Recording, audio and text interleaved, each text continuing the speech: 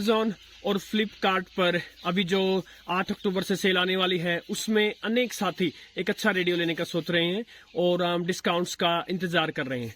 इसके साथ साथ एक लंबा क्वेश्चन रहा है साथियों का कि कौन सा रेडियो लें। हालांकि मैंने समय समय पर कंपैरिजन वीडियोस भी दिए, किंतु दिल है कि मानता नहीं, सबको और कंपैरिजन चाहिए और बेटर इन्फॉर्मेशन चाहिए।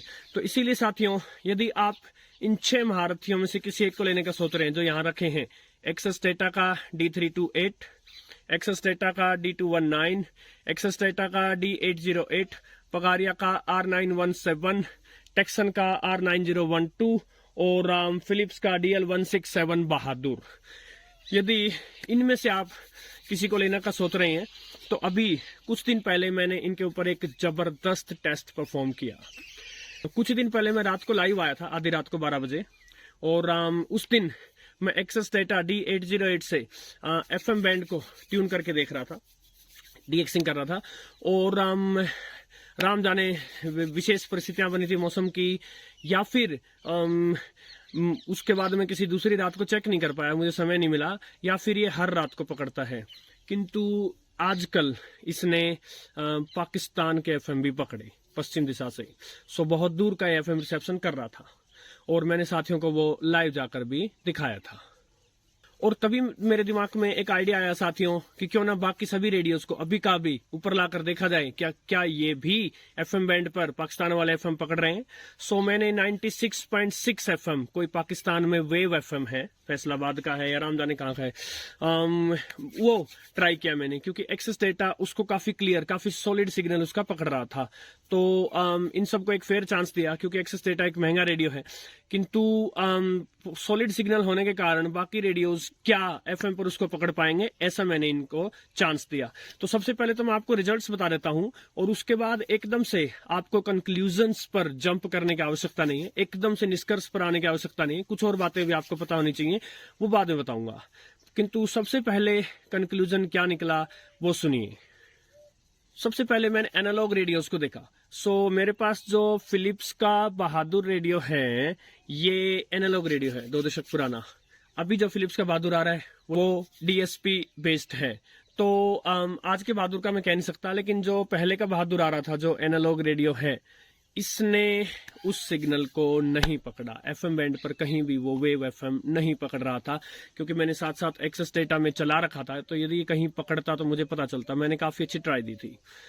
उसके बाद जो एक दूसरा सॉलिड, जो आज के समय में भी एनालॉग ही रेडियो है, टेक्सन R9012, इसको भी पूरा चांस दिया, बार बार ट्यून करके देखा, किंतु ये भी विफल रहा। इससे एक निष्कर्ष सामने निकल के आया कि जब रिसेप्शन की बात होती है, जब दूर के और कमजोर सिग्नल्स को पकड़ने की बात होती है, तो एनालॉग रेडियोज वो नहीं कर सकते। उसके बाद बारी आई DSP रेडियोज की। तो DSP रेडियोज में मैंने पगारिया R917 को फुल चांस दिया, बार बार ट्यून करके देखा, क्योंकि ये DSP बेस्ड रेडियो है और DSP बेस्ड रेडियोज में ट्यूनिंग थोड़ा सा आसान नहीं होती, बहुत बारीकी से चलना पड़ता है, बार बार आगे पीछे घुमा के देखना पड़ता है। मैंने इसको फुल चांस दिया, किंतु ये भी सिग्नल्स को पकड़ने में विफल रहा। और एंड में बात कर लेते हैं इन 3 एक्सेस डेटा के रेडियोस की। आप इसी बात से समझ लीजिए कि मैंने इनको आगे रखा आज, उसका विशेष कारण यही है कि इन तीनों महारथियों ने उस सिग्नल को पकड़ कर दिखाया। और एक बात ये साबित हुई कि जब सिग्नल पकड़ने की बारी आती है दूर दराज के इलाकों में, तो एक्सेस डेटा का मुकाबला आसानी से नहीं किया जा सकता। जहां तक बात इन तीनों की आपस में कंपैरिजन क्या है, तो एक्सेस डेटा D328 इन तीनों में सबसे पीछे रहा। इसने सिग्नल पकड़ा जरूर, लेकिन काफी मुश्किल से और वीक सिग्नल पकड़ा इसने, किंतु इसने सिग्नल को पकड़ा।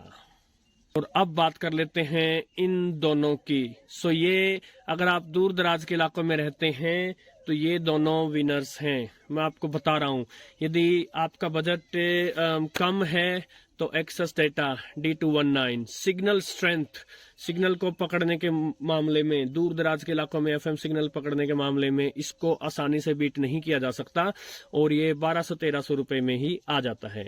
इसने अच्छा सिग्नल पकड़ के दिखाया, कंसिडरेबली अच्छा। और कंसिडरिंग कि बाकी सब रेडियोज ने स्ट्रगल किया, इवन एक्सेस डेटा के ही D328 ने भी पकड़ा सिग्नल जरूर, लेकिन इसने भी स्ट्रगल करते हुए पकड़ा। D219 ने काफी अच्छी खासी क्लैरिटी से सिग्नल को पकड़ा। और यदि बजट आपके लिए कोई भी परेशानी का विषय नहीं है, सो एक्सेस डेटा D808 रिसेप्शन के मुकाबले में अपने प्राइस रेंज तक के तो सभी रेडियोज से आगे है ही, अपने प्राइस रेंज से दुगने प्राइस वाले रेडियोज को भी ये दूर बैठाता है। FM हो या शॉर्ट वेव हो और इवन मीडियम वेव पर भी इसके रिसेप्शन का कोई तोड़ नहीं है। अंततम जो रेडियो आज के मॉडर्न रेडियोज की बात मैं कर रहा हूँ, यदि आप विंटेज रेडियो 70 के 60 के दशक के रेडियोज का मुकाबला करेंगे तो ना तो ये बिल्ड क्वालिटी में उनका आगे कहीं ठहरेगा, ना साउंड क्वालिटी में उनका आगे कहीं ठहरेगा। रिसेप्शन के मामले में ऑफ कोर्स उनको हरा देगा, किंतु उनके आगे ये साउंड क्वालिटी और बिल्ड क्वालिटी में नहीं टिक पाएगा। किंतु यदि आज के रेडियोज की, मॉडर्न रेडियोज की बात करें तो ये बहुत सारे रेडियोज को पछाड़ देगा, उनको पीछे छोड़ देगा। और अब फटाफट से बात कर लेते हैं, जो मैंने शुरू में बताया था कि आपको अचानक से निष्कर्ष पर आने की आवश्यकता नहीं है। यदि आप किसी ऐसी जगह रहते हैं जहां ऑलरेडी FM का रिसेप्शन अच्छा है, तब उस केस में मैं आपको पगारिया का R917 रेकमेंड करूंगा, क्योंकि एक तो इसमें USB है। एक्सेस डेटा के इन दोनों रेडियोज में D219 में और D808 में आपको ब्लूटूथ, USB या माइक्रो SD कार्ड का ऑप्शन नहीं मिलेगा, इसमें आपको मिलेगा। दूसरा, इसके और इसके स्पीकर के मुकाबले इसका स्पीकर ज़्यादा लाउड जा सकता है और साउंड क्वालिटी अच्छी है इसकी। भारत की कंपनी है, हालांकि ये रेडियो जब चीन में बना है, ये मैं बार बार बता चुका हूँ। लेकिन जैसा मैंने हमेशा कहा है कि पगारिया कुछ अपने साउंड सिस्टम, कुछ इक्विपमेंट भारत में भी बनाता है। तो यदि सिग्नल आपके लिए कोई इश्यू नहीं है तो ये रेडियो, पगारिया रेडियो जबरदस्त है। इसके अलावा एनालॉग रेडियोज में जो टेक्सन R9012 है, ये थोड़ा सा FM पर स्ट्रगल करता है ये, किंतु इसका मीडियम वेव और शॉर्ट वेव बहुत ही अच्छा है। तो यदि एक अच्छा एनालॉग रेडियो आप लेने का सोच रहे हो तो आप इसको ले सकते हैं।